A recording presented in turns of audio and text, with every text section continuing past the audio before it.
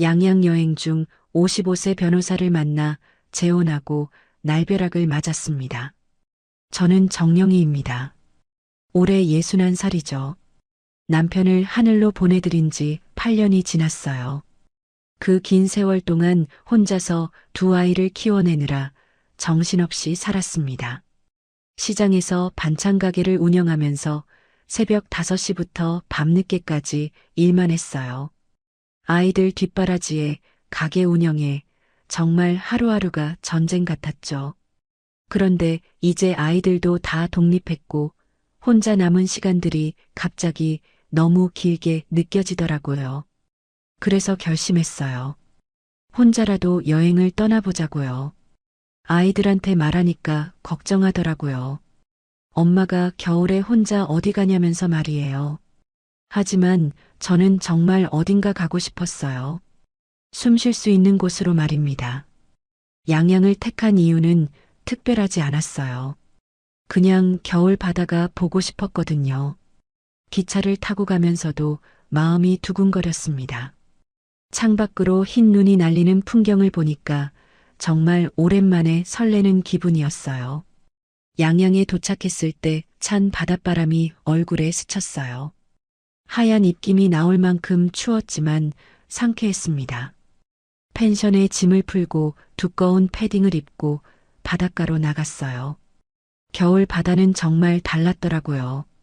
파도 소리가 더 웅장하고 쓸쓸했습니다. 벤치에 앉아서 회색빛 바다를 바라보고 있는데 손이 너무 시려워서 주머니에서 핸드폰을 꺼내려고 했어요. 이 겨울 풍경을 사진으로 남기고 싶었거든요. 그런데 장갑을 끼고 있어서 그런지 핸드폰을 꺼내려다가 그만 손에서 놓쳐버렸습니다. 아, 이게 뭐 하는 짓인가 싶어서 급히 주워보려고 했는데 눈 섞인 모래 사이로 떨어져 버린 거예요. 손이 시려서 제대로 움직이지도 않고 당황해서 허둥지둥하고 있는데 갑자기 누군가 말을 걸었어요. 괜찮으신가요? 돌아보니 검은 코트를 입은 남자가 서 있었어요. 나이는 저보다 조금 어려 보였고 인상이 참 온화했습니다. 추운 날씨에도 목소리가 따뜻하더라고요. 아, 핸드폰을 떨어뜨려서요. 손이 시려서 제대로 잡지를 못했나 봐요. 진우가 웃으면서 말했어요. 제가 도와드릴게요. 이런 일은 겨울에 자주 있거든요. 정말 신기했습니다. 차가운 모래 사이에서 핸드폰을 찾아주더니 화면에 묻은 눈까지 깨끗하게 닦아주는 거예요. 그때 처음으로 진우와 눈이 마주쳤는데 추운 날씨에도 불구하고 가슴이 쿵 하고 뛰는 걸 느꼈습니다. 다행히 고장은 안 난 것 같네요. 핸드폰을 건네받으면서 장갑 낀 손이 살짝 스쳤어요. 그런데 이상하게도 따뜻한 전기가 흐르는 것 같은 느낌이었습니다. 남편 돌아가신 후로 처음 느끼는 감정이었죠. 정말 감사합니다. 어떻게 보답을? 아니에요. 이런 건 당연한 거죠. 진우가 코트 안에서 명함을 꺼내더니 건네주었어요. 서진우 변호사라고 적혀 있었습니다. 양양에서 법무법인을 운영한다고 하더라고요. 혹시 여행 오신 거예요? 이런 추운 겨울에? 네, 혼자 왔어요. 겨울 바다가 보고 싶어서요. 그 말을 들은 진우가 잠깐 망설이는 것 같았어요. 그러더니 조심스럽게 물어보더라고요. 실례가 안 된다면 혹시 내일 점심이라도 함께 하실 수 있을까요? 양양에 따뜻한 맛집이 있거든요. 겨울에 혼자 드시기엔 추우실 것 같아서요. 순간 얼굴이 빨개졌어요. 추운 날씨에도 불구하고 얼굴이 화끈거렸습니다. 정말 오랜만에 느끼는 떨림이었어요. 그런데 동시에 이런 생각도 들었죠. 내가 이런 제안을 받아도 되는 걸까? 이 나이에 이런 감정을 느껴도 되는 걸까? 하지만 마음 한편에서는 간절히 원하고 있었어요. 누군가와 함께 따뜻한 음식을 먹으며 이야기하고 싶었거든요. 그래서 작은 목소리로 대답했습니다. 좋아요. 그날 밤 펜션에서 잠을 이룰 수가 없었어요. 난방을 틀어놨는데도 가슴이 두근거려서 잠이 안 오더라고요. 내일 뭘 입고 나갈지, 무슨 이야기를 할지, 온갖 생각이 다 들었습니다. 거울을 보면서 겨울바람에 거칠어진 얼굴을 만져보기도 했어요. 이런 마음가짐으로 누군가를 만나는 게 몇 년 만인지 모르겠어요. 설레면서도 두려웠죠. 하지만 분명한 건 오랫동안 잊고 살았던 여자로서의 감정이 다시 깨어나고 있다는 것이었습니다. 마치 겨울 끝에 피어나는 새싹처럼 말이에요.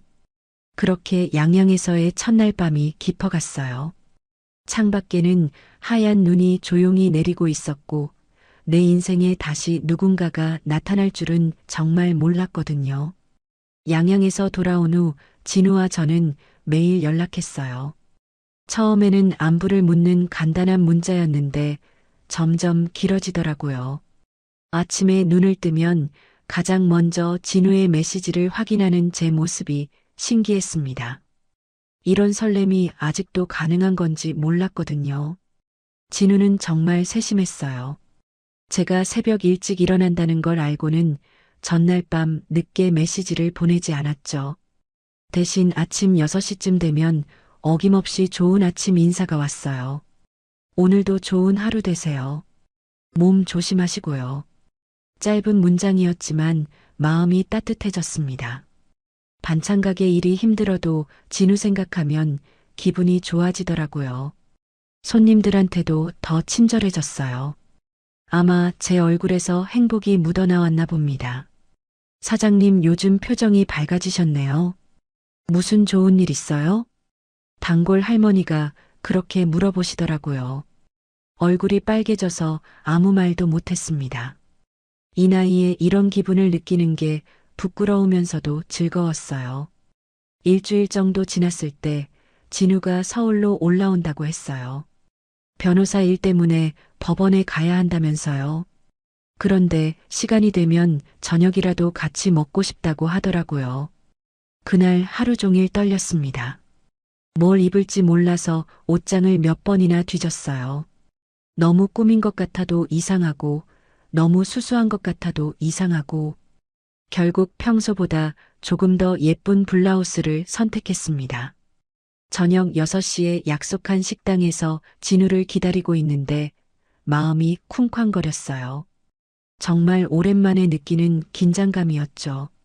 그런데 진우가 나타나는 순간 모든 걱정이 사라졌습니다. 기다리셨죠? 죄송해요. 진우가 미안해하며 앉았는데 전혀 기다린 것 같지 않았어요. 오히려 더 보고 싶었다는 마음뿐이었거든요. 식사하면서 진우는 계속 제 이야기를 물어봤어요. 아이들은 어떻게 지내는지, 가게 일은 힘들지 않은지, 건강은 괜찮은지. 그런 관심이 정말 진심 같았습니다.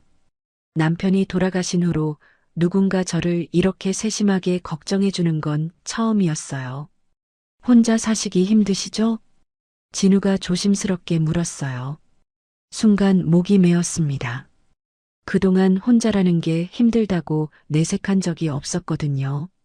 아이들 앞에서도 손님들 앞에서도 항상 괜찮은 척 했는데 진우 앞에서는 솔직해지고 싶었어요.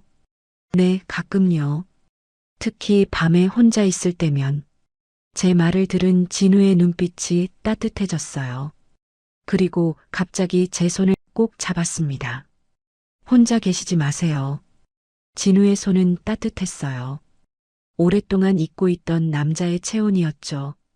가슴이 두근거려서 어쩔 줄 몰랐습니다. 저와 남은 삶을 같이 가요. 갑작스러운 고백이었어요. 아직 만난 지 한 달도 안 됐는데 벌써 이런 이야기를 하다니. 하지만 이상하게 거부감이 들지 않았어요. 오히려 기다리고 있었던 말 같았습니다. 너무 갑작스럽죠? 진우가 당황해서 손을 놓으려고 했는데 제가 더 꽉 잡았어요. 아니에요. 저도 그런 생각했어요. 그날 밤 집에 돌아와서도 잠을 못 잤어요. 진우의 고백이 계속 머릿속을 맴돌았거든요. 정말 이대로 재혼을 해도 될까요? 아이들은 뭐라고 할까요? 주변 사람들은 어떻게 생각할까요? 하지만 마음은 이미 정해져 있었어요.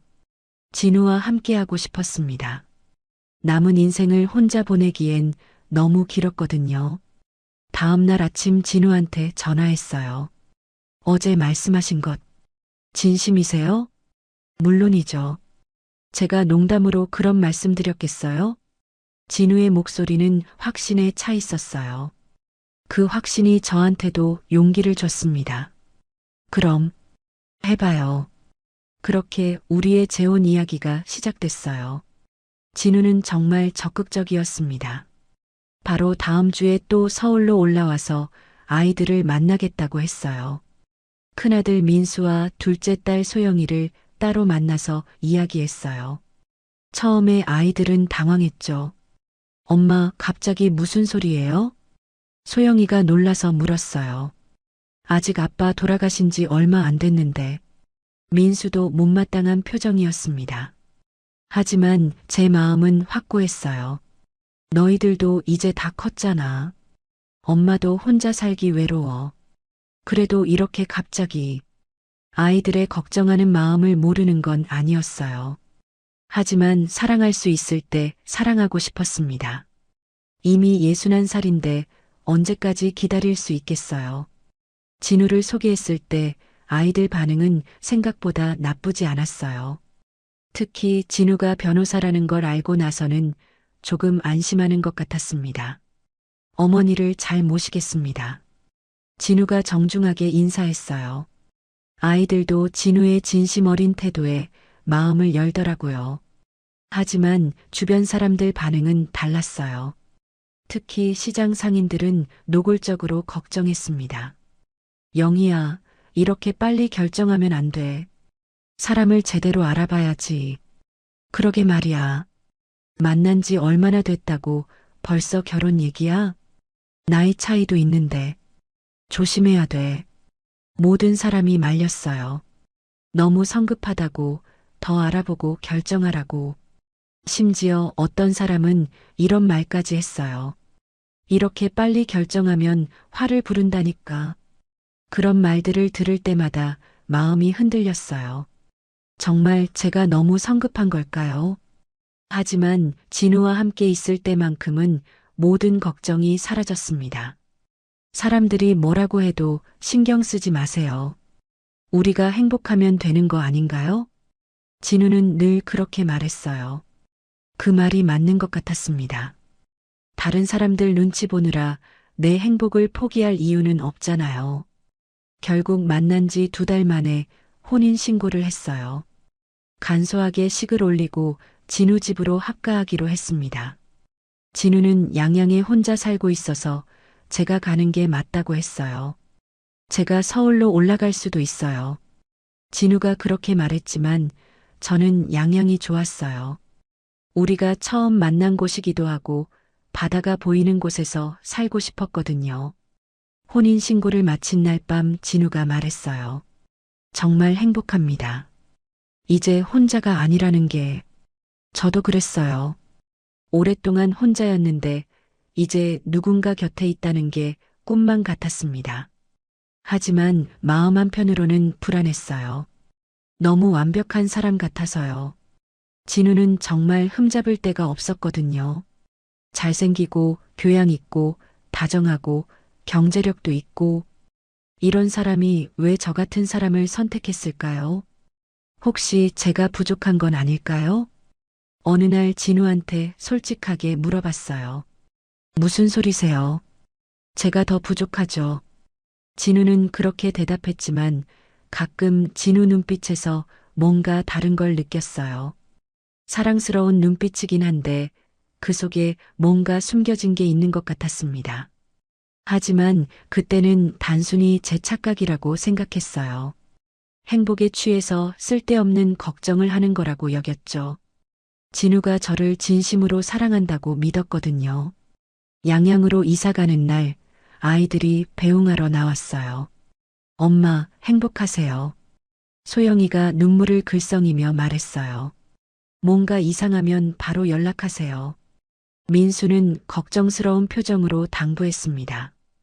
그렇게 저는 새로운 인생을 시작했어요. 61살에 다시 찾은 사랑, 다시 시작하는 결혼 생활. 모든 게 꿈만 같았습니다. 하지만 꿈에서 깨는 날이 올 줄은 그때 몰랐어요. 양양으로 이사 온 첫 주는 정말 행복했어요. 진우 집은 바다가 내려다 보이는 2층 주택이었는데 아침마다 창문을 열면 시원한 바닷바람이 들어왔습니다. 8년 만에 다시 시작하는 부부 생활이 낯설면서도 설렜어요. 진우는 처음 일주일 동안은 정말 다정했어요. 아침에 제가 일어나기 전에 커피를 내려놓고 가기도 하고 저녁에는 함께 바닷가를 산책하기도 했죠. 마치 신혼부부 같았습니다. 여기서 평생 행복하게 살아요. 진우가 바다를 바라보며 제 손을 꼭 잡고 말했어요. 그때만 해도 정말 그럴 줄 알았습니다. 그런데 혼인신고를 한 지 정확히 일주일 후부터 진우가 조금씩 달라지기 시작했어요. 처음에는 별것 아닌 것 같았어요. 오늘 어디 갔다 오셨어요? 제가 마트에서 장을 보고 왔는데 진우가 그렇게 물었어요. 당연한 질문이라고 생각했죠. 마트 갔다가 약국도 들렀어요. 혼자요? 네. 진우의 표정이 묘했어요. 뭔가 불만스러운 듯한 느낌이었는데 왜 그런지 모르겠더라고요. 다음에는 저한테 말하고 나가세요. 네. 갑작스러운 말에 당황했어요. 결혼 전에는 이런 말 한 번 안 했는데 말이에요. 안전상 그런 거예요.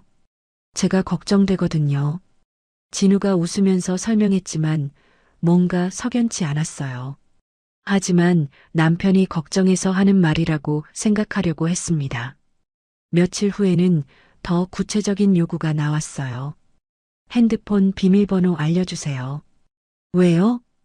부부인데 비밀이 있으면 안 되죠. 진우의 목소리는 여전히 부드러웠지만 눈빛은 달랐어요. 뭔가 강압적인 느낌이 들었습니다. 저도 당신 핸드폰 비밀번호 몰라요. 제 건 필요하면 언제든 알려드릴게요. 일단 당신 거부터요. 왜 제 것만 먼저 알려달라고 하는지 이해할 수 없었어요. 하지만 부부가 된 이상 이 정도는 당연한 건가 싶어서 알려줬습니다. 그런데 그날부터 진우가 제 핸드폰을 자주 확인하기 시작했어요. 제가 화장실 가는 사이, 잠깐 자리를 비운 사이에도 몰래 들여다보는 거예요. 뭘 확인하시는 거예요? 어느 날 직접 물어봤습니다. 아무것도 아니에요. 그냥 습관적으로. 진우는 태연하게 대답했지만 저는 기분이 나빴어요. 숨길 게 없다고 해서 이렇게 감시받는 기분이 좋을 리 없잖아요. 그보다 더 당황스러운 건 외출에 대한 통제였어요. 처음에는 어디 간다고 말만 하라고 했는데 점점 허락을 받으라는 식으로 바뀌었어요. 오늘 시장 좀 가려고 해요. 꼭 오늘 가야 해요? 장이 떨어져서요. 그럼 제가 퇴근하고 같이 가죠. 혼자 가도 되는데요. 안 됩니다. 혼자 다니지 마세요. 진우의 목소리에는 협상의 여지가 없었어요. 마치 명령하는 것 같았죠. 이상했어요. 결혼 전에는 이런 사람이 아니었는데 말이에요. 가장 충격적이었던 건 한 달 후에 일어났어요. 갑자기 현관벨이 울렸는데 젊은 여자가 서 있었습니다. 안녕하세요. 차가운 목소리로 인사하는 그 여자를 보고 저는 당황했어요. 누군지 물어보려는데 진우가 뛰어나왔어요. 주희야, 언제 왔어? 방금 왔어요. 주희라는 이름을 듣고 깨달았어요. 진우의 딸이었습니다. 진우가 결혼 전에 딸이 있다고 말하긴 했는데 만날 일은 별로 없을 거라고 했거든요. 서울에서 요양보호사로 일한다면서요. 주희야, 인사해. 새어머니야. 진우가 소개했지만 주희의 반응은 차갑기만 했어요. 안녕하세요. 형식적인 인사였어요. 눈빛에서 적대감이 느껴졌습니다. 어서 들어와. 차라도 한잔하자. 진우가 밝게 말했지만 분위기는 어색했어요. 거실에 앉은 주인은 계속 저를 관찰하는 것 같았어요. 아버지, 잠깐 둘이 얘기할 수 있을까요? 주희가 갑자기 말했어요. 무슨 얘기인데? 그냥 궁금한 게 있어서요. 진우는 잠깐 망설이더니 자리를 떠났어요. 그 순간 주희의 표정이 완전히 달라졌습니다. 솔직히 말씀해 주세요. 뭐요? 아버지를 노린 거 아니에요? 너무 직설적인 질문에 할 말을 잃었어요. 무슨 말씀이세요? 나이 차이도 나고 만난 지도 얼마 안 됐는데 이렇게 빨리 결혼하다니. 뭔가 목적이 있는 거 아닌가요? 주희의 목소리는 날카로웠어요. 마치 범인을 신문하는 것 같았습니다. 저는 진우 씨를 진심으로 사랑해요. 사랑이요? 돈 때문이 아니고요. 그 말에 화가 났어요. 하지만 주인은 계속했습니다. 아버지 재산이 만만치 않거든요. 그것 때문에 접근한 거 아닌가요? 아닙니다. 저는 그런 사람이 아니에요. 그런 사람 치고 자기가 그런 사람이라고 말하는 사람 봤어요? 주희의 말 한마디 한마디가 가슴에 꽂혔어요. 정말 저를 그렇게 보는 건가요? 저는 진우 씨를 정말 사랑합니다. 다른 목적은 없어요. 그럼 증명해 보세요. 어떻게요? 재산 포기 각서라도 써주시든지. 그때 진우가 돌아왔어요. 무슨 얘기를 그렇게 진지하게 해? 주인은 아무 일 없었다는 듯 웃었어요. 별거 아니에요. 어머니랑 인사하는 거였어요. 저는 진우한테 주희가 한 말을 얘기하고 싶었어요.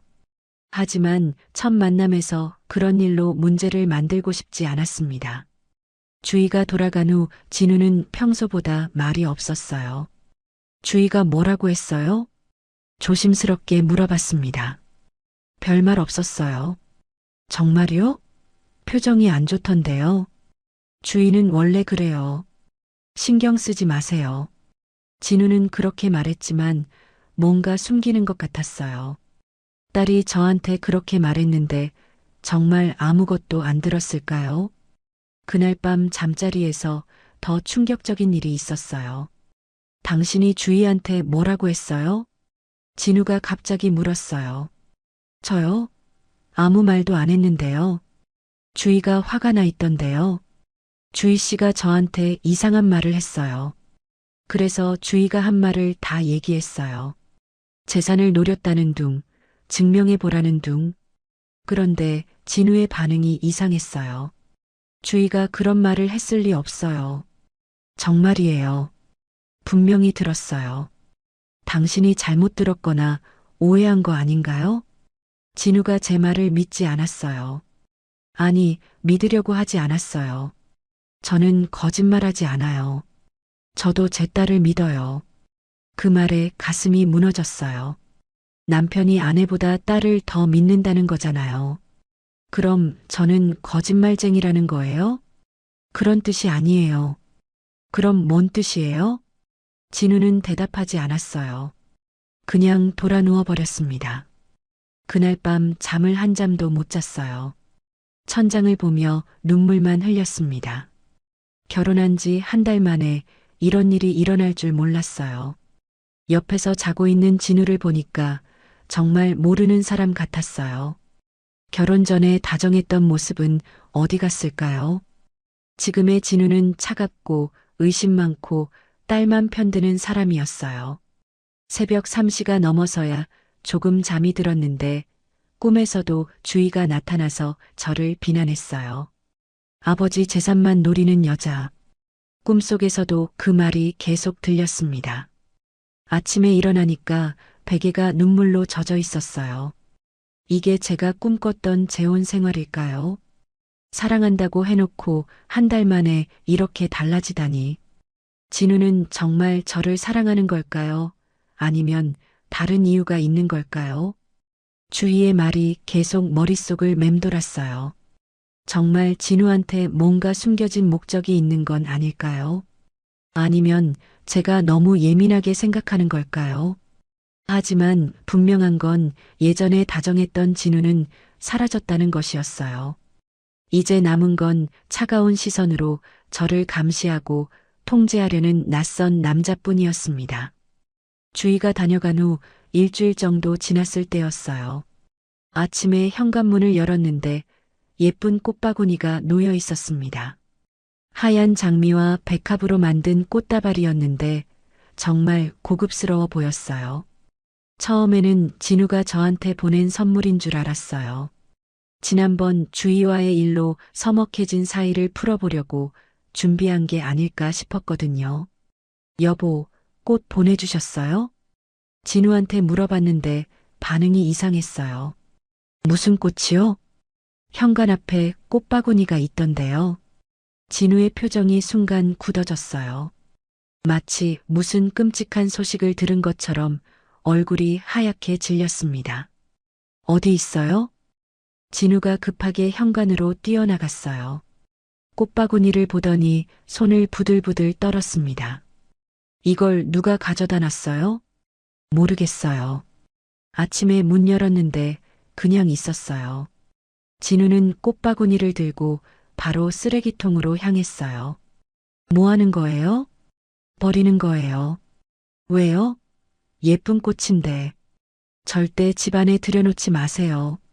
진우의 목소리는 거의 소리를 지르는 수준이었어요. 그런 진우를 본 건 처음이었습니다.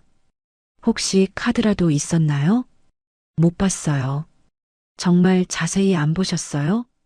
진우가 다시 쓰레기통을 뒤져서 꽃바구니를 꺼냈어요. 그리고 꽃 사이사이를 꼼꼼히 확인하더라고요. 뭔가를 찾는 것 같았어요. 왜 그러세요? 그냥 누가 보낸 건지 궁금해서요. 하지만 진우의 행동은 단순한 호기심 같지 않았어요. 뭔가 두려워하는 것 같았습니다. 마치 그 꽃바구니가 폭탄이라도 되는 것처럼 말이에요. 결국 카드는 찾지 못했고 진우는 꽃바구니를 다시 쓰레기통에 버렸어요. 그리고 하루 종일 불안해했습니다. 자꾸 창밖을 내다보고 현관 쪽을 확인하고 뭐가 걱정되세요? 아무것도 아니에요. 진우는 그렇게 말했지만 얼굴에는 공포가 써 있었어요. 그런데 다음날 또 꽃바구니가 왔어요. 이번에는 빨간 장미였습니다. 역시 카드는 없었고 누가 가져다 놓았는지도 모르겠더라고요. 또 왔네요. 진우한테 알렸더니 이번에는 아예 화를 냈어요. 누구든 이런 장난치는 사람 찾아서 혼내줘야겠어요. 장난이에요? 누군가 호의로 보낸 걸 수도 있잖아요. 호의요? 이게 호의라고 생각해요? 진우의 반응이 너무 격해서 당황스러웠어요. 꽃을 받고 이렇게 화낼 사람이 어디 있나요? 그럼 누가 보낸 것 같으세요? 모르겠어요. 하지만 분명 좋은 뜻이 아니에요. 진우는 이번에도 꽃을 버렸어요. 그리고 그날부터 현관 앞에 CCTV를 설치하겠다고 했습니다. 그냥 꽃 받는 건데 그렇게까지 할 필요가 있나요? 필요해요. 이런 일이 계속되면 안 되거든요. 진우의 목소리에는 절박함이 있었어요. 뭔가 간절히 숨기고 싶은 게 있는 것 같았습니다. 그 후로도 꽃 배달은 계속됐어요. 3일에 한 번씩, 때로는 매일. 꽃 종류도 다양했어요. 백합, 장미, 국화, 거베라. 모두 고급스러운 꽃들이었죠. 진우는 점점 예민해졌어요. 꽃이 올 때마다 얼굴이 하얗게 질리고 하루 종일 불안해했습니다. 밤에 잠도 제대로 못 자더라고요. 도대체 뭐가 무서운 거예요? 어느 날 참다 못해 물어봤어요. 무섭다고 누가 그랬어요? 표정 보면 알 수 있어요. 별일 아니니까 신경 쓰지 마세요. 하지만 진우의 행동은 별일 아닌 사람의 행동이 아니었어요. 더 이상한 건 전화였어요. 진우한테 전화가 오면 항상 베란다로 나가서 받았어요. 처음에는 업무상 중요한 전화려니 했는데 매번 그러니까 의심스러웠어요. 누구 전화예요? 전화 끊고 들어오는 진우한테 물어보면 항상 같은 대답이었어요. 의뢰인이요. 매일 그렇게 전화하나요? 변호사 일이 원래 그래요. 하지만 전화 받는 진우의 목소리를 들어보면 업무 전화 같지 않았어요. 목소리가 떨리고 간절한 것 같았어요. 마치 누군가한테 뭔가를 부탁하거나 사정하는 것처럼 말이에요. 어느 날 진우가 베란다에서 전화 받는 동안 살짝 들어봤어요. 제발, 그만해 주세요. 더 이상은 못 견디겠어요. 왜 이러시는 거예요? 진우의 목소리는 거의 울음 섞인 소리였어요. 누군가한테 애원하고 있었습니다. 그게 업무 전화일 리 없잖아요. 그럼 누구한테 그렇게 사정하는 걸까요? 꽃바구니를 보내는 사람과 관련이 있는 건 아닐까요? 진우는 전화를 끊고 들어와서도 한참 동안 멍하니 있었어요. 얼굴이 파리해져서 완전히 다른 사람 같았습니다. 괜찮으세요? 네, 괜찮아요. 하지만 전혀 괜찮아 보이지 않았어요. 손도 계속 떨고 있었고 이마에는 식은땀이 맺혀 있었어요. 그날 밤부터 진우는 잠꼬대를 하기 시작했어요. 안 돼. 제발. 죄송해요. 정말 죄송해요. 자다가 이런 말을 계속 중얼거렸어요. 깊은 잠에 빠져 있으면서도 무엇인가를 두려워하는 것 같았습니다. 저도 덩달아 불안해졌어요. 남편이 이렇게 무서워하는데 저라고 마음이 편할 리 없잖아요. 혹시 우리를 해치려는 사람이 있는 건 아닐까요? 아니면 진우가 과거에 뭔가 잘못한 일이 있는 건 아닐까요? 꽃배달이 시작된 지 한 달쯤 됐을 때 이번에는 검은 장미가 왔어요. 처음으로 검은 꽃이었습니다. 그걸 본 진우의 반응은 더욱 심각했어요. 이건 안 돼요. 진우가 혼잣말로 중얼거렸어요. 손을 부들부들 떨면서 꽃을 쳐다봤습니다. 뭔가 의미가 있는 거예요? 의미요? 무슨 의미가 있겠어요? 하지만 진우의 표정을 보면 분명히 뭔가 특별한 의미가 있는 것 같았어요. 마치 경고나 협박을 받은 것처럼 보였거든요. 그날 밤 진우는 거의 잠을 못 잤어요. 계속 뒤척이면서 중얼거렸습니다. 저도 불안해서 잠이 안 왔어요. 새벽 3시쯤 진우가 갑자기 일어나서 거실로 나갔어요. 무슨 일인가 싶어서 따라 나가 봤는데 창문을 통해 밖을 계속 감시하고 있었어요. 뭘 보고 계세요? 혹시 누가 있나 해서요. 누가요? 아무도 아니에요. 진우는 그렇게 말했지만 분명히 누군가를 경계하고 있었어요. 꽃을 보내는 사람을 찾으려는 것 같았습니다. 아침이 되어서도 진우는 계속 불안해했어요. 출근할 때도 뒤를 자꾸 돌아보고 빨리 문을 잠그라고 했어요. 조심하세요. 혹시 모르니까 문 열어주지 마세요. 누가 와도요? 네, 누가 와도요. 진우가 출근하고 나서 혼자 있으니까 더욱 무서웠어요. 정말 누군가 우리를 지켜보고 있는 건 아닐까요? 꽃을 보내는 것도 무슨 계획의 일부인 건 아닐까요? 그런 생각들이 머릿속을 가득 채웠어요. 진우가 숨기고 있는 비밀이 뭘까요? 왜 그렇게 두려워하는 걸까요? 그리고 우리에게 어떤 위험이 닥칠까요? 꽃바구니 하나로 시작된 일이 이렇게 커질 줄은 몰랐어요. 이제는 집에 있는 것도 무섭고 밤에 자는 것도 무서워졌습니다. 진우의 공포가 저한테도 전염된 것 같았어요. 꽃배달이 계속되면서 진우는 점점 더 예민해졌어요.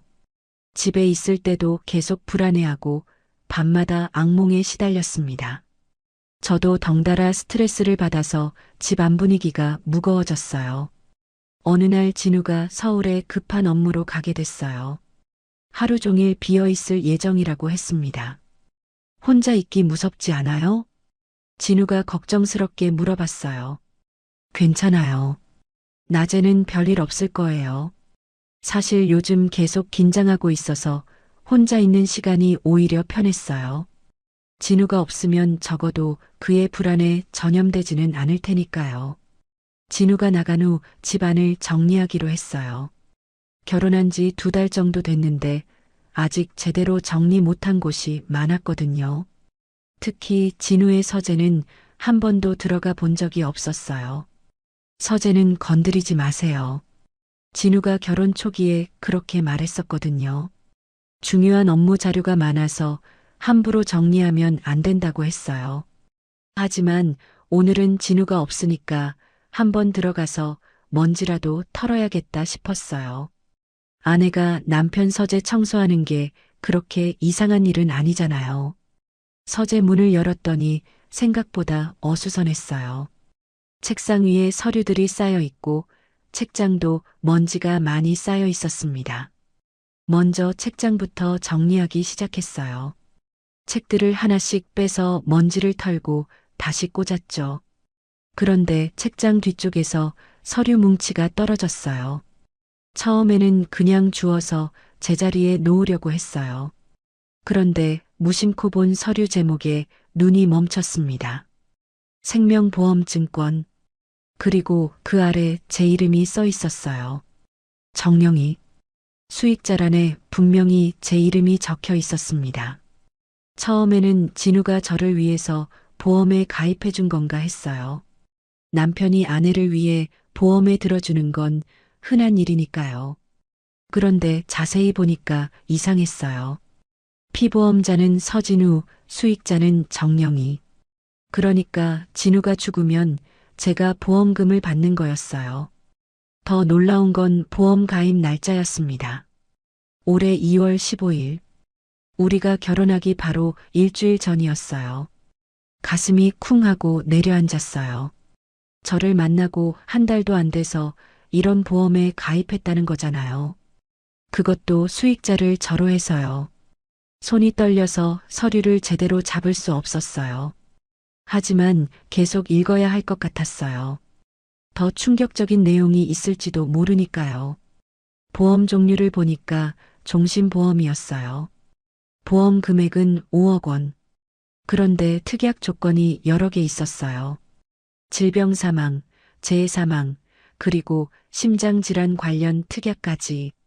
심장질환이라는 말에 더욱 놀랐어요. 진우가 심장에 문제가 있다는 말은 한 번도 안 했거든요. 건강하다고 했는데 왜 심장질환 특약이 있을까요? 더 뒤져보니까 건강검진 결과지가 나왔어요. 날짜를 보니까 보험 가입 직전인 2월 10일이었습니다. 검진 결과를 읽어보는데 충격이었어요. 관상동맥 협착증 중등도, 부정맥, 심근경색 고위험군. 의사 소견에는 언제든지 급성 심근경색이 발생할 수 있으므로 각별한 주의 필요라고 적혀 있었어요. 서류를 든 손이 바들바들 떨렸어요. 진우가 심장질환이 있다는 걸 숨기고 있었던 거예요. 그것도 언제 쓰러져도 이상하지 않을 정도로 심각한 상태였는데 말이에요. 그런데 왜 이걸 숨겼을까요? 그리고 왜 저를 수익자로 해서 거액의 보험에 가입한 걸까요? 갑자기 소름이 끼쳤어요. 혹시 진우가 저와 결혼한 이유가 다른 건 아닐까요? 사랑해서가 아니라 보험금 때문인 건 아닐까요? 아니에요. 그럴 리 없어요. 진우가 저를 그렇게 이용할 사람은 아니에요. 분명 다른 이유가 있을 거예요. 하지만 머릿속에서는 계속 의심이 들었어요. 너무 빨리 접근해서 결혼을 재촉한 것도, 결혼 직전에 거액의 보험에 가입한 것도 모든 게 계획적이었던 건 아닐까요? 더 뒤져보니까 다른 서류들도 나왔어요. 병원 진료 기록, 약 처방전들, 모두 심장 관련 치료 기록이었어요. 그런데 날짜를 보니까 우리가 양양에서 만나기 훨씬 전부터였어요. 작년부터 계속 심장 치료를 받고 있었던 거예요. 그런데 저한테는 한마디도 안 했어요. 건강하다고 했는데 말이에요. 나를 속인 거야?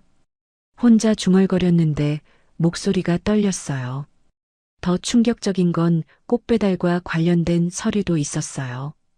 어떤 여자 이름으로 된 편지였는데 내용이 무서웠어요. 당신이 한 일을 모든 사람에게 알려버릴 거예요. 새 아내에게도 진실을 말해줄까요? 보험금 타려고 결혼한 거 맞죠? 편지를 읽는데 온몸이 얼어붙었어요. 진우가 정말 보험금 때문에 저와 결혼한 건가요? 그리고 그걸 아는 사람이 또 있다는 거예요. 꽃을 보내는 사람이 이 여자인 것 같았어요. 진우를 협박하고 있었던 거예요. 그래서 진우가 그렇게 무서워했던 거고요. 가슴이 무너지는 것 같았어요. 진우의 사랑이 가짜였다는 게 믿어지지 않았어요. 양양에서 처음 만났을 때 그 떨림과 설렘이 모두 거짓이었다는 거잖아요. 나 보험금 때문에 선택한 거야? 소리내어 말하니까 더욱 실감이 났어요. 제가 사랑했던 남자가 저를 그렇게 이용했다는 게요. 갑자기 화가 치밀어 올랐어요. 어떻게 사람을 이렇게 속일 수 있죠? 진짜 사랑한다고 말해놓고 뒤에서는 이런 계획을 세우고 있었다니요. 서류들을 다시 훑어봤어요. 모든 증거가 다 있었어요. 심장질환 진단서, 보험증권, 협박 편지, 진우의 진짜 모습을 보여주는 증거들이요. 눈물이 왈칵 쏟아졌어요. 배신감과 분노와 절망이 한꺼번에 몰려왔어요. 8년 만에 다시 사랑할 수 있다고 생각했는데 모든 게 거짓이었어요. 더 이상 이 집에 있을 수 없었어요. 진우의 얼굴을 볼 자신도 없었고요. 서류들을 들고 집을 뛰쳐나왔어요. 밖으로 나오니까 차가운 겨울바람이 얼굴을 때렸어요. 하지만 바람보다 더 차가운 건 제 마음이었어요. 믿었던 사람한테 이렇게 배신당할 줄 몰랐거든요. 어디로 가야 할지도 모르겠어요. 그냥 걸었어요. 눈물을 흘리면서 계속 걸었습니다. 이게 바로 날벼락이구나 싶었어요. 맑은 하늘에서 갑자기 떨어지는 벼락처럼 전혀 예상 못했던 진실이 제 인생을 완전히 뒤바꿔 놓았어요. 집에서 뛰쳐나온 저는 정처 없이 걸었어요. 겨울바람이 매서웠지만 가슴속 분노가 더 뜨거웠습니다. 진우의 서류를 꽉 쥐고 걸으면서 계속 생각했어요. 어떻게 사람이 이럴 수 있을까? 사랑한다고 하면서 뒤에서는 이런 계산을 하고 있었다니. 1시간쯤 걸었을까요? 갑자기 어지러움이 몰려왔어요. 며칠 동안 제대로 먹지도 못했고 잠도 못 잤는데 충격까지 받으니까 몸이 버티지 못하는 것 같았어요.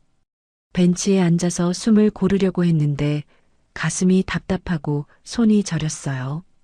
식은땀도 흘러나왔습니다. 이러면 안 되는데. 그런 생각을 하는 순간 눈앞이 깜깜해졌어요. 의식을 잃었나 봐요. 다음에 눈을 떴을 때는 병원 응급실이었어요. 누군가 저를 발견해서 신고해줬나 봅니다. 간호사가 다가와서 안부를 물었어요. 정신 차리셨어요? 혈압이 많이 높아서 쓰러지신 것 같아요. 저는 괜찮아요. 일어나려고 했는데 온몸에 힘이 없었어요. 조금 더 안정을 취하세요. 검사를 좀 더 해봐야 할 것 같아요. 의사 선생님이 오셔서 설명해 주더라고요. 스트레스성 실신이지만 혈압이나 심박수가 불안정하니까 정밀 검사를 받아보는 게 좋겠다고 했어요. 보호자분은 안 계신가요? 간호사가 물었지만 대답할 수 없었어요. 진우한테 연락하고 싶지 않았거든요. 그 사람 얼굴을 보면 또 화가 날 것 같았어요. 혼자 왔어요. 응급 연락처라도 있으시면. 괜찮아요. 혼자 할 수 있어요. 하지만 정말 힘들었어요. 온몸이 후들거리고 머리도 아팠습니다. 게다가 가슴 한쪽이 뭔가 이상했어요. 전부터 조금 아팠는데 오늘은 더 심하게 아팠습니다. 간호사님, 가슴이 좀 아픈데요. 어디가 아프세요? 제가 가리킨 부위를 만져보시더니 의사 선생님을 다시 불렀어요. 유방 쪽에 뭔가 만져지는 게 있는 것 같은데 한번 확인해 보세요. 의사 선생님이 촉진해 보시더니 표정이 심각해졌어요. 언제부터 이 부분이 아프셨어요? 한 달 전쯤부터요. 그런데 요즘 너무 스트레스 받아서 더 아픈 것 같아요. 일단 초음파 검사를 해봐야겠네요. 유방 쪽에 뭔가 이상이 있는 것 같아요. 그 말을 들었을 때는 그냥 단순한 검사려니 했어요. 설마 심각한 병일 거라고는 생각 못 했거든요. 초음파 검사를 받는데 기사님 표정이 어두워지더라고요. 한 부위를 계속 자세히 보면서 사진을 여러 장 찍었어요. 조직 검사를 받아보셔야 할 것 같아요. 조직 검사요? 네, 정확한 진단을 위해서 필요해요. 그때서야 심상치 않다는 걸 느꼈어요. 단순한 염증이나 양성 종양이라면 조직 검사까지 할 필요는 없잖아요. 조직 검사 결과를 기다리는 일주일이 정말 길었어요. 진우 집으로는 돌아갈 수 없어서 근처 모텔에 머물렀습니다. 진우한테서 전화가 계속 왔지만 받지 않았어요. 아이들한테도 연락하기 싫었어요. 걱정만 끼치고 싶지 않았거든요. 그냥 혼자서 결과를 기다렸어요. 검사 결과를 들으러 가는 날 아침, 왠지 불길한 예감이 들었어요. 의사 선생님 표정이 너무 심각했거든요. 검사 결과가 나왔습니다. 의사 선생님이 조심스럽게 말을 꺼내더라고요. 유방암 초기로 진단됩니다. 그 말을 들었을 때 머릿속이 하얗게 변했어요. 암이라는 말이 믿어지지 않았습니다. 암이요? 정말 암인가요? 네, 하지만 다행히 초기라서 치료 가능성이 높습니다. 너무 걱정하지 마세요. 의사 선생님이 위로해 주셨지만 저는 멍하니 있을 수밖에 없었어요. 진우의 배신도 충격적이었는데 이제 암까지 걸렸다니. 수술을 하셔야 하고 그 후에 항암 치료도 받으셔야 해요. 입원 준비를 하세요. 수술이라는 말에 더욱 현실감이 들었어요. 정말 암에 걸린 거구나. 이제 어떻게 해야 하지? 입원 수속을 밟으면서 눈물이 났어요. 이런 큰 병에 걸렸는데 옆에 있어줄 사람이 아무도 없다는 게 너무 외로웠어요. 진우는 믿을 수 없는 사람이고 아이들한테는 걱정 끼치기 싫고 정말 혼자구나 싶었습니다. 병실에 올라가서 입원복을 갈아입고 있는데 갑자기 병실 문이 열렸어요. 진우였어요. 여기서 뭐 하는 거예요? 소리를 질렀는데 진우의 모습이 말이 아니었어요. 며칠 동안 잠을 못 잔 것 같았고 수염도 거칠게 자라 있었어요. 영희 씨, 정말 미안해요. 진우가 제 앞에 무릎을 꿇고 앉았어요. 병원 복도에서 그러니까 다른 사람들이 다 쳐다봤습니다. 일어서요. 사람들이 봐요. 안 일어서요. 용서받을 때까지 안 일어서요. 진우의 눈에서 눈물이 흘러나왔어요. 정말 진심으로 후회하는 것 같았어요. 암에 걸린 거 맞아요? 진우가 떨리는 목소리로 물었어요. 아마 병원에서 확인했나 봐요. 그게 당신이 알 일인가요? 제가 너무 잘못했어요. 정말 잘못했어요. 진우가 바닥에 머리를 박으며 울었어요. 그런 모습을 보니까 마음이 복잡했어요. 화도 나고 슬프기도 하고. 왜 속였어요? 왜 저한테 거짓말을 했어요? 사랑했어요. 정말 사랑했어요. 사랑이요? 보험금 받으려고 결혼한 게 사랑이에요? 아니에요. 처음에는 그럴 생각이었어요. 하지만 영희 씨를 만나고 나서는 정말 사랑했어요. 진우의 말을 믿기 어려웠어요. 하지만 우는 모습이 너무 절실해 보였어요. 그럼 왜 숨겼어요? 심장병도 보험 가입도 모든 걸 왜 숨겼어요? 사랑했기 때문이에요. 사랑했기에 숨겼어요. 무슨 말이에요? 제가 언제 죽을지 모르는 몸이라는 걸 알려주면 영희 씨가 떠날까봐 무서웠어요. 그래서 숨겼어요. 진우가 흐느끼면서 설명했어요. 처음에는 정말 보험금 때문이었어요. 혼자 죽기 싫어서 누군가한테라도 도움이 되고 싶어서. 하지만 영희 씨를 만나고 나서는 달랐어요. 정말 사랑하게 됐어요. 그 말을 들으니까 더 화가 났어요. 그럼 저는 뭐예요? 보험금 수령인으로 선택당한 거예요? 어떤 게 진심인지 모르겠어요. 더 이상 믿을 수 없어요. 영희 씨, 제발 한 번만 기회를 주세요. 진우가 계속 애원했지만 저는 돌아섰어요. 지금은 진우 일보다 제 병부터 치료해야 했거든요. 암에 걸렸다는 게 아직도 믿어지지 않았어요. 진우의 배신에 이어서 또 다른 날벼락이 떨어진 거였어요. 과연 이 모든 시련을 견뎌낼 수 있을까요? 수술날이 다가오면서 저는 점점 더 불안해졌어요. 암이라는 것도 무섭고 혼자 감당해야 한다는 것도 두려웠습니다. 진우는 계속 병원에 와서 용서를 빌었지만 저는 마음의 문을 열어주지 않았어요. 영희 씨, 제발 제 옆에 있게 해주세요. 혼자서도 할 수 있어요. 수술하는 동안 누군가는 있어야 하잖아요. 진우의 말이 맞긴 했어요. 수술 동의서에 보호자 서명이 필요했고 수술 후에도 돌봐줄 사람이 필요했거든요. 결국 형식적으로만 진우가 보호자가 되기로 했어요. 하지만 마음으로는 인정하지 않았습니다. 수술 전날 밤 진우가 병실에 들어왔는데 머리를 완전히 밀고 왔어요. 깔끔하게 삭발한 모습이 너무 낯설었습니다. 왜 머리를 밀었어요? 영희 씨가 항암 치료받으면 머리카락이 빠진다고 하잖아요. 그게 당신과 무슨 상관이에요? 같이 아플게요. 끝까지 함께 할게요. 진우의 말에 가슴이 찡했어요. 하지만 아직도 믿기 어려웠어요. 정말 진심인지 아니면 또 다른 연기인지 모르겠더라고요. 머리 미는 걸로 뭔가 달라지는 건 아니에요. 저도 알아요. 하지만 이것밖에 할 수 있는 게 없어요. 진우의 목소리는 간절했어요. 정말 후회하고 있는 것 같았지만 여전히 의심스러웠어요. 수술 당일 수술실로 들어가기 전에 진우가 제 손을 꽉 잡았어요.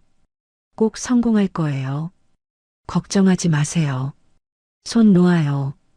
하지만 진우는 놓지 않았어요. 오히려 더 꽉 잡았습니다. 영희 씨, 저 정말 사랑해요. 믿어주세요. 그때 간호사가 와서 수술실로 들어가자고 했어요. 진우의 손을 뿌리치고 따라 들어갔습니다. 수술은 3시간 정도 걸렸어요.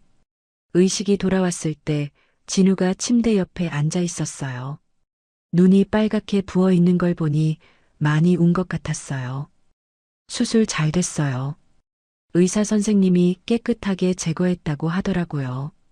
진우가 안도의 표정으로 말했어요. 저도 다행이라는 생각이 들었습니다.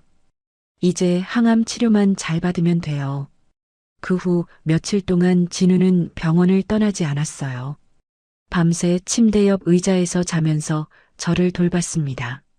물 한 모금이라도 먹으려고 하면 바로 일어나서 도와줬어요.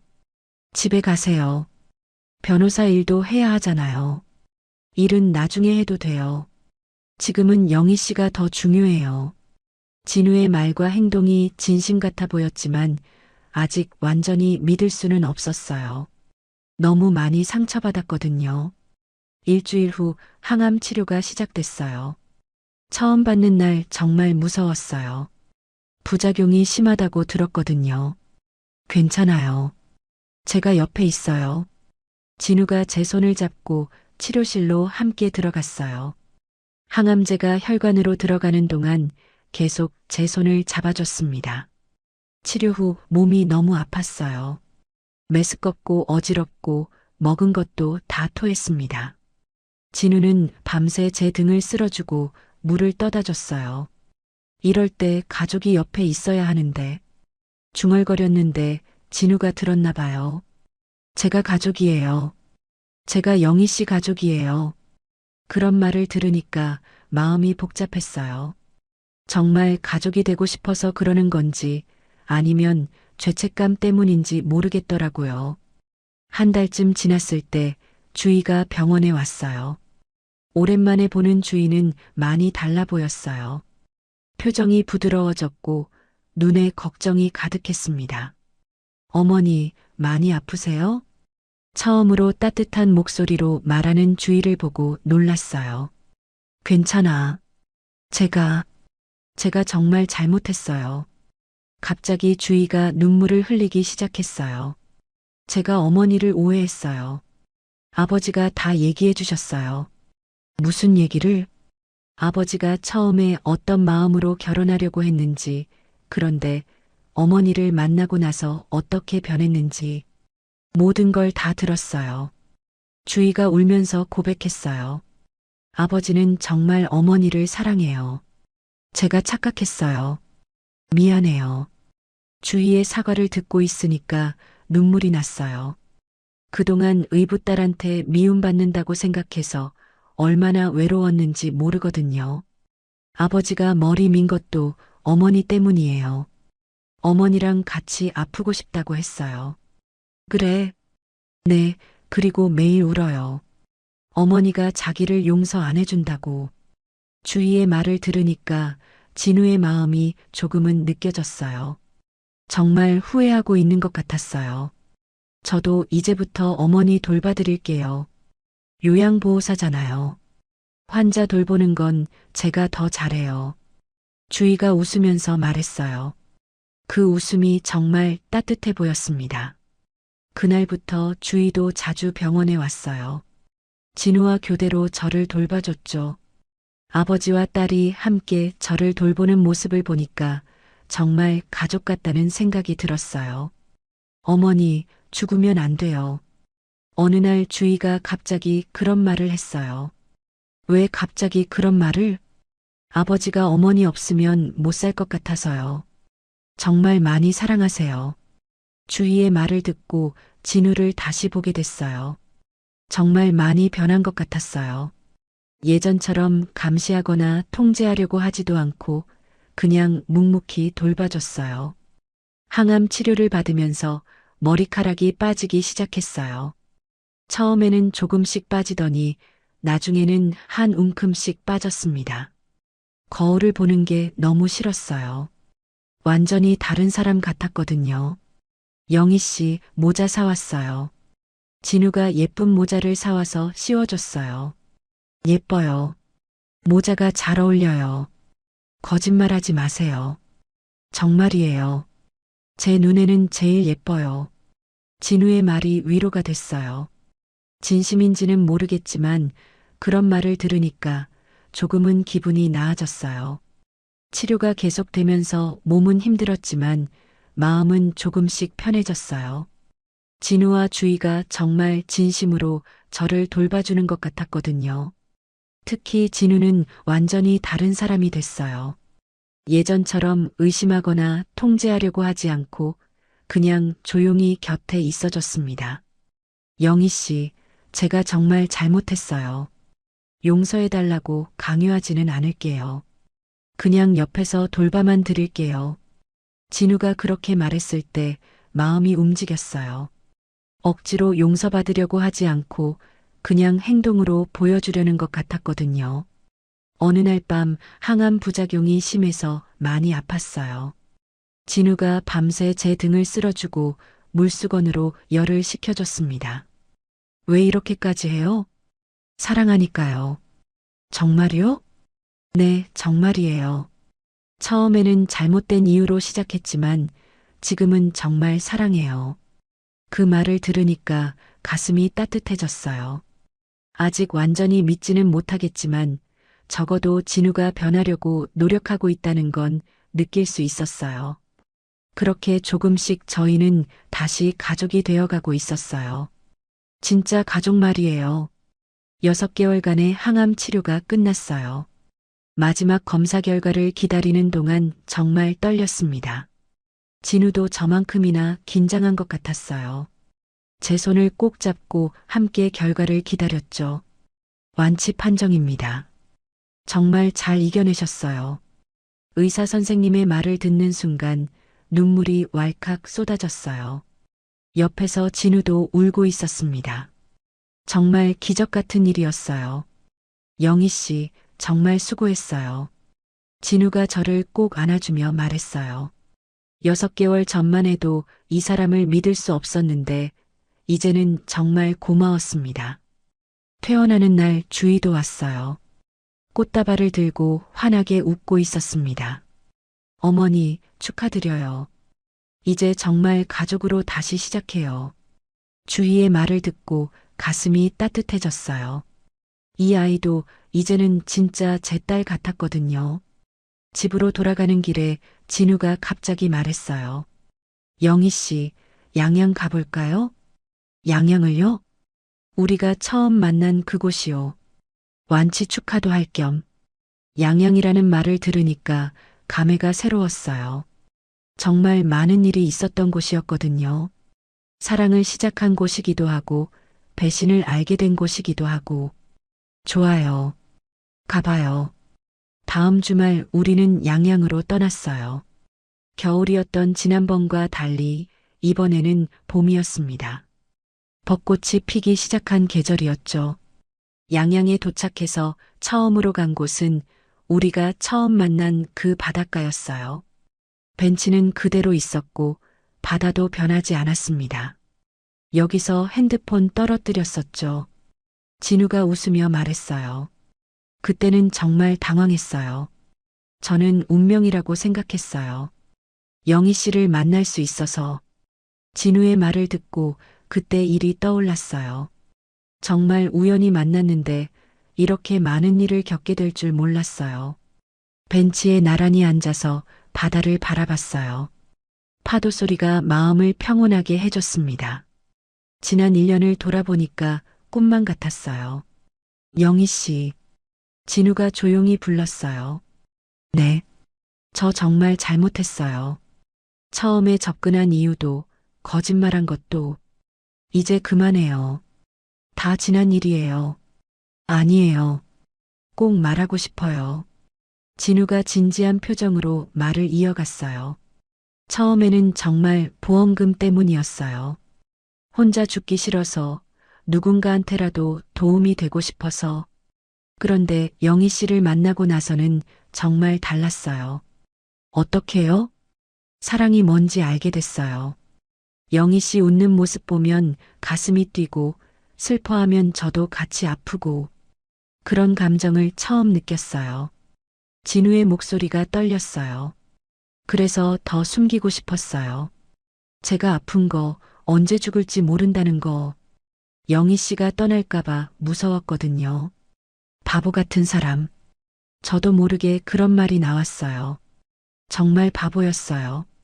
사랑하는 사람한테 거짓말하면서 사랑한다고 할 수 있다고 생각했으니까. 진우가 제 손을 잡았어요.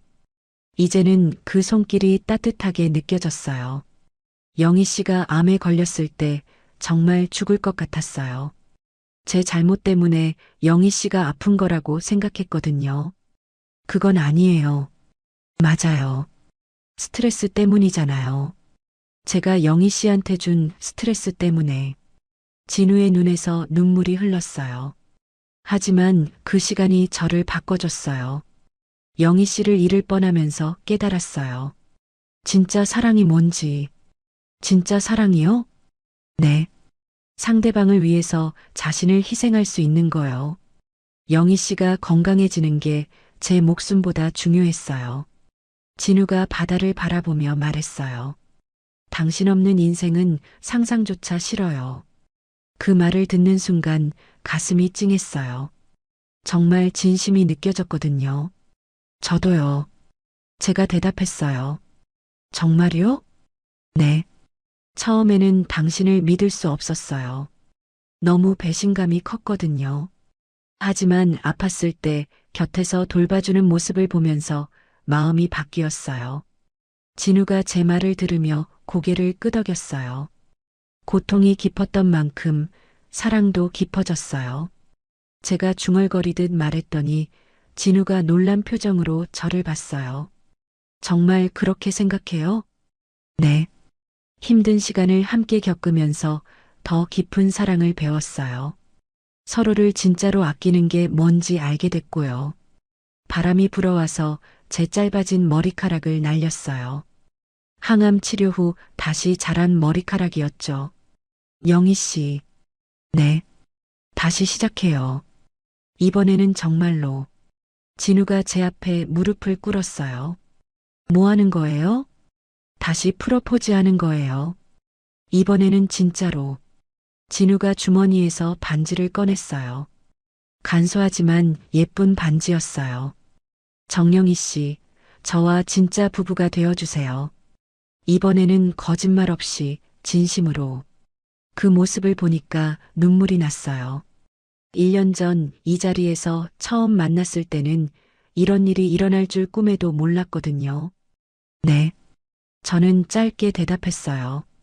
더 긴 말은 필요 없었어요. 진우가 제 손에 반지를 끼워줬어요. 딱 맞는 사이즈였어요. 사랑해요, 영희 씨. 저도 사랑해요. 우리는 그 바닷가 벤치에서 다시 한번 사랑을 약속했어요. 이번에는 정말 진심으로. 그날 밤 펜션에서 진우가 말했어요. 주희도 정말 좋아할 거예요. 어머니가 아버지를 용서해 주셨다고 하면. 이미 용서했어요. 아니, 용서한다기보다는 이해했어요. 이해요? 네.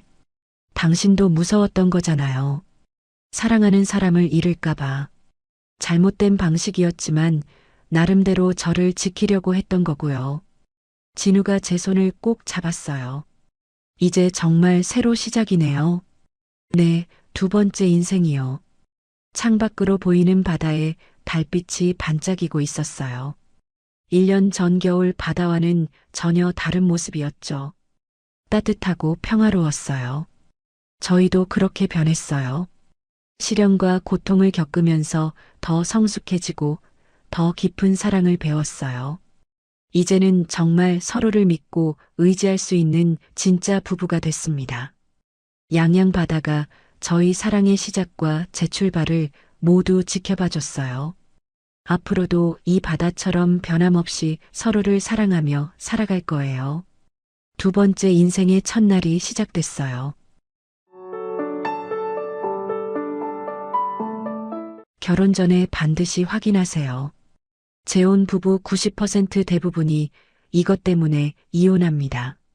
저는 윤서희입니다. 올해 62세죠. 남편을 하늘로 보내고 5년이 흘렀습니다. 처음엔 눈물 없이는 하루도 보낼 수 없었죠. 하지만 시간이 지나면서 혼자 사는 것도 익숙해졌어요.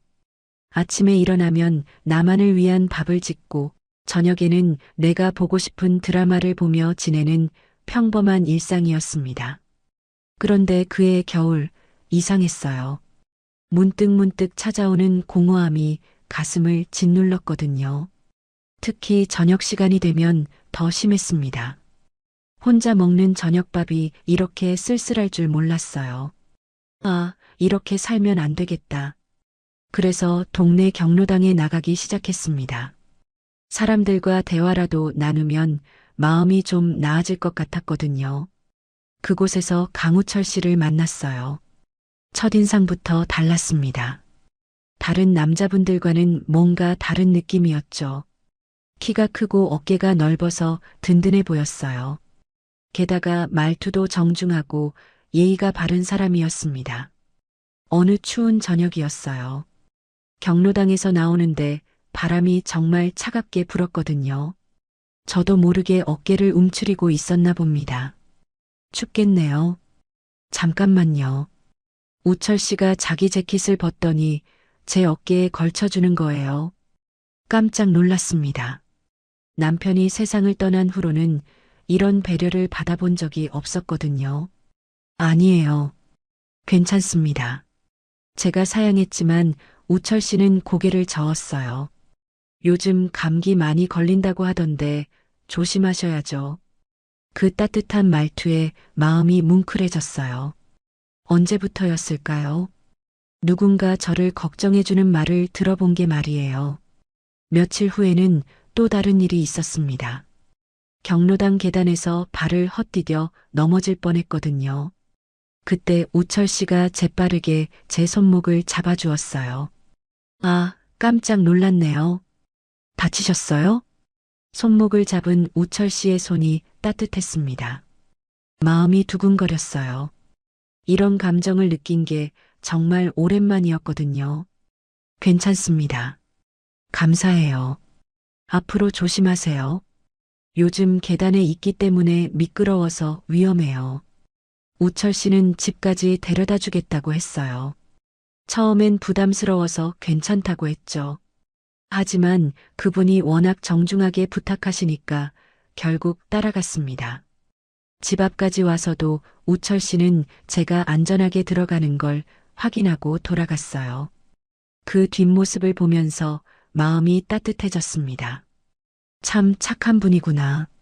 그렇게 생각했어요. 그때는 정말 그랬거든요. 우철 씨와 만나는 횟수가 늘어났어요. 경로당에서 자주 마주치게 됐고 가끔은 동네 산책도 함께 했습니다.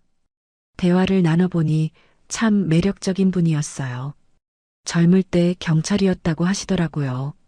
그래서인지 말투도 의젓하고 신뢰감이 있었어요. 서희 씨, 혼자 지내시기 힘들지 않으세요? 어느 날 우철 씨가 물어봤어요. 솔직히 말하면 힘들었거든요. 하지만 쉽게 털어놓을 수는 없었어요. 그럭저럭 지내고 있어요. 혹시 필요한 거 있으면 언제든 연락하세요. 도와드릴 수 있는 건 언제든지요.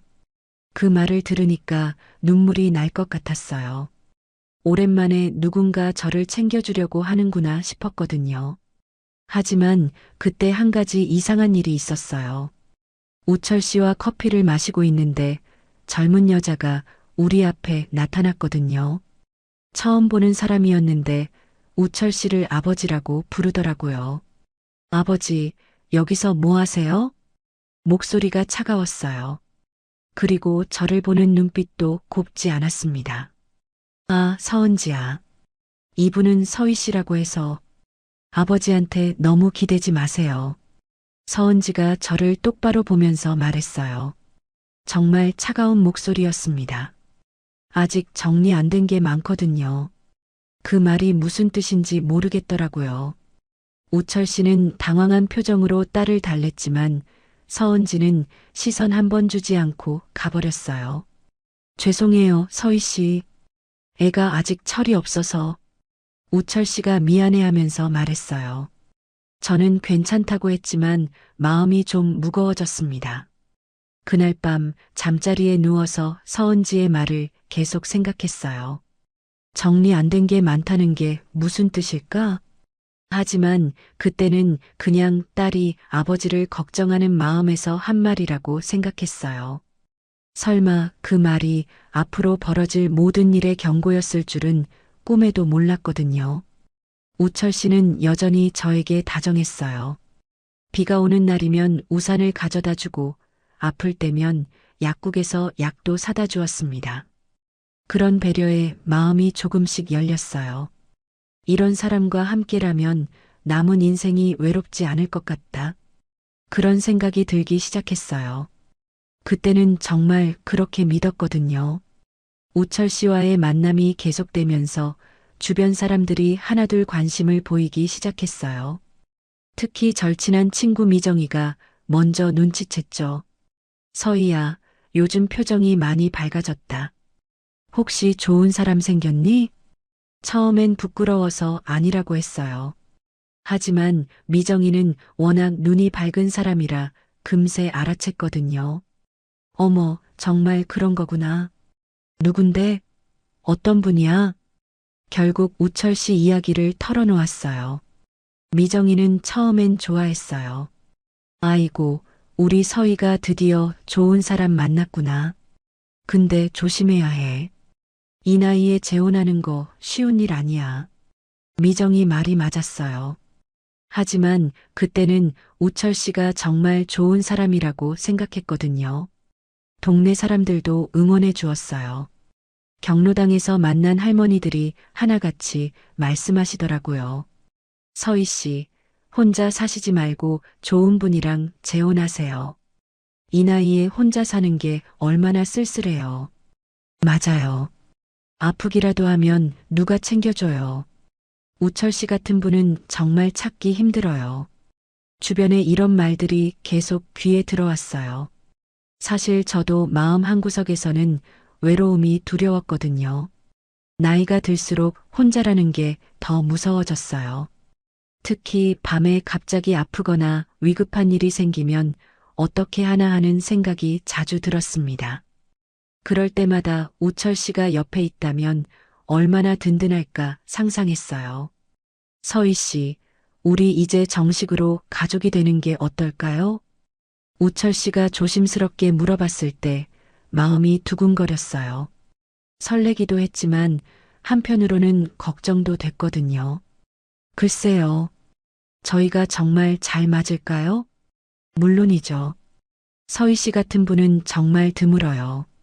저도 혼자 지내는 게 힘들었는데 서희 씨 덕분에 다시 살 맛이 나네요. 그 말을 들으니까 마음이 따뜻해졌어요. 누군가 저를 이렇게 필요로 한다는 게 기뻤거든요. 미정이는 조금 걱정스러워했어요. 서희야, 너무 성급하게 결정하지 마. 사람은 함께 살아봐야 진짜 모습을 알 수 있어. 알아, 미정아. 근데 우철 씨는 정말 괜찮은 사람 같아. 5년 동안 혼자 살면서 이런 마음 처음이야. 결국 혼인신고를 하기로 했어요. 구청에 가는 길에 마음이 떨렸습니다. 새로운 시작에 대한 기대와 불안이 섞여 있었거든요. 잘하고 있는 걸까? 혼자서 이런 생각을 하면서 구청 앞에서 우철 씨를 기다렸어요. 우철 씨는 정장을 깔끔하게 차려입고 왔더라고요. 오늘 정말 중요한 날이네요. 서희 씨. 네, 그러게요. 떨려요. 저도 마찬가지예요. 서희 씨와 함께하는 새로운 인생이 기대돼요.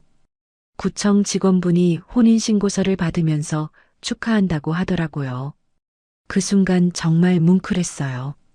새로운 가족이 생긴다는 게 믿어지지 않았거든요. 혼인신고서를 제출하고 나오는 길이었어요. 우철 씨가 갑자기 말했습니다. 이제부터는 진짜 가족이니까 서로 부담스러운 일은 하지 말아요. 그 말이 조금 이상했어요. 무슨 뜻인지 몰랐거든요. 부담스러운 일이요? 아, 예를 들어서 굳이 비싼 외식을 한다거나 집에서 밥 해 먹으면 되지. 왜 외식을 해요? 돈도 아까우고. 깜짝 놀랐어요. 연애할 때는 우철 씨가 먼저 외식하자고 했었거든요. 맛있는 식당도 많이 알려주고 했는데 갑자기 왜 이런 말을 하는 건지 이해할 수 없었어요. 아, 그런가요? 그럼요. 이제 한 가족인데 알뜰하게 살아야죠. 그날 저녁 우철 씨와 함께 집에서 저녁을 먹었어요. 제가 정성스럽게 차린 밥상이었는데 우철 씨가 또 이상한 말을 했어요. 여자라면 집안일 정도는 척척해야죠. 다행히 서희 씨는 요리를 잘하시네요. 이 말도 이상했어요. 연애할 때는 제가 집안일을 잘한다고 칭찬만 했었는데 지금은 마치 당연한 일이라는 식으로 말하더라고요. 며칠 후에는 더 이상한 일이 있었어요.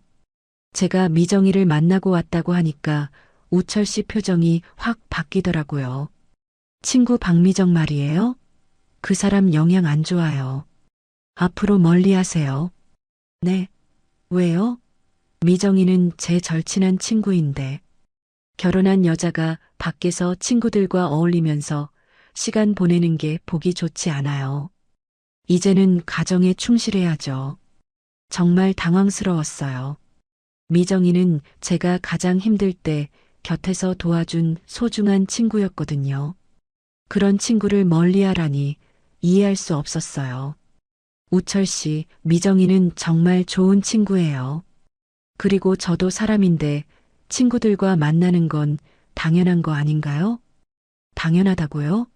서희 씨, 이제 생각을 바꿔야 해요. 혼자 살 때와는 다르다고요. 그 말을 들으니까 기분이 이상했어요. 마치 제가 잘못된 생각을 하고 있는 것처럼 말하더라고요. 하지만 진짜 충격적인 일은 따로 있었어요. 어느 날 새벽 1시쯤이었어요. 깊이 잠들어 있는데 갑자기 전화가 울렸거든요. 여보세요? 서희야, 나야. 우철이야. 목소리가 완전히 취해 있더라고요. 어머, 우철 씨. 지금 어디세요? 동네 술집에 있어. 데리러 와. 네. 지금이 몇 시인데요? 아, 그리고 계산 좀 해줘. 지갑을 깜빡했네.